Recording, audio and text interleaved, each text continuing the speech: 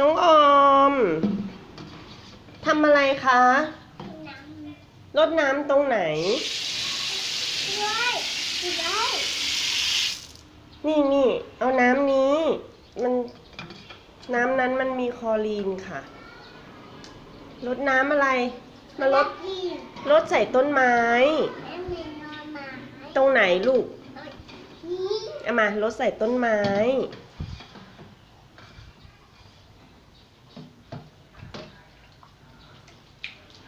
หันหน้ามาเย้รดหมดหรือยังคะรดหมดหรือยังต้นอะไรต้นดาวเรืองค่ะออกดอกสวยๆนะคะบ๊ายบาย